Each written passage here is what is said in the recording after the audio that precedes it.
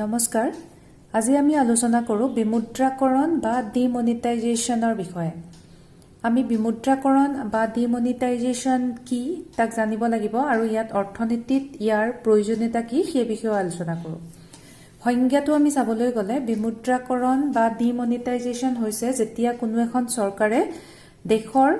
যি কোনো এটা নোট কোনো এটা কাৰেন্সি নোট হঠাতে যদি বন্ধ কৰি দিয়ে প্ৰচলন আৰু তাৰ ঠাইত নতুন নোটৰ প্ৰচলন কৰে তেতিয়া তাক বিমুদ্ৰাকৰণ বা ডিমনিটাইজেশন বুলি কোৱা হয় এতিয়া এই কামটো কিয় কৰা হয় বিমুদ্ৰাকৰণ কৰা হয় কাৰণ যেতিয়া এখন অৰ্থনীতিত ব্ল্যাক মানি বা ক'লা টকাৰ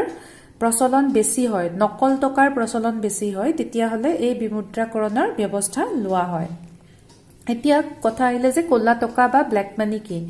ব্ল্যাক মানি হৈছে সেইবোৰ টকা যিবোৰ আমাৰ চৰকাৰৰ হিচাবৰ পৰা বাহিৰত থকা টকা তাক ব্ল্যাক মানি বুলি কোৱা হয় যিটো টকাৰ কাৰণে কোনো এজন ব্যক্তিয়ে কৰ পৰিশোধ নকৰে বা তেওঁৰ আয়ৰ হিচাপটো যিটো নেদেখুৱায় হেতুৱে হৈছে ব্ল্যাক মানি ভাৰতত পোনপ্ৰথমবাৰৰ বাবে 1978 চনত প্ৰাক্তন প্ৰধানমন্ত্ৰী মুৰাৰজী দেশাইয়ে পুৰণি নোটৰ প্ৰচলন হঠাতে বন্ধ কৰি দিছিল তাৰ মানে বিমুদ্ৰাকৰণ প্ৰথম হৈছিল 1978 চনত তাৰ পিছত বৰ্তমানৰ প্ৰধানমন্ত্ৰী নৰেন্দ্ৰ মোদী ডাঙৰীয়াই 2016 চনৰ 8 নৱেম্বৰ তাৰিখৰ দিনা হঠাতে ৰাতি 500 টকীয়া আৰু 1000 টকীয়া নোটৰ প্ৰচলন বন্ধ কৰি দিছিল কিন্তু অৱশ্যে তেওঁ সেই নোটসমূহ হলনি কৰাৰ যিখিনি মজুত আছে হাতত সেই নোটখিনি হলনি কৰাৰ বাবে এটা সময়সীমা বান্ধি দিছিল এই কামৰ পাছত মানে বিমুদ্ৰাকৰণৰ পৰা পাছত বহুত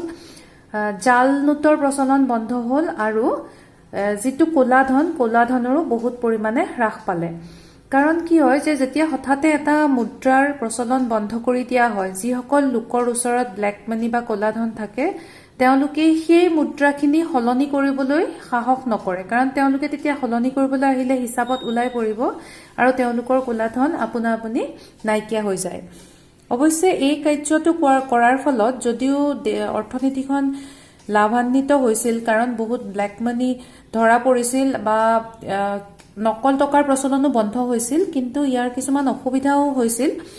বিমুদ্ৰাকৰণৰ অসুবিধা হ'ল সাধাৰণ দুখীয়া ৰাইজেও তেওঁৰ হাতত থকা কম পৰিমাণৰ টকাও হলনি কৰিবৰ বাবে দীঘলীয়া শাৰী পাতিব লগা হৈছিল তেওঁলোকে নিজৰ হঠাতে যদি কাৰোবাৰ ঘৰত বিয়া আছে বা তেনেকুৱা কোনোবাই গাড়ী কিনিব লৈছে সম্পত্তি কিনিব লৈছে তেওঁৰ হাতত থকা সেই টকাও তেওঁ হলনি কৰিবলৈ ব্যৱস্থা গ্ৰহণ কৰিব লগা হৈছিল ধন্যবাদ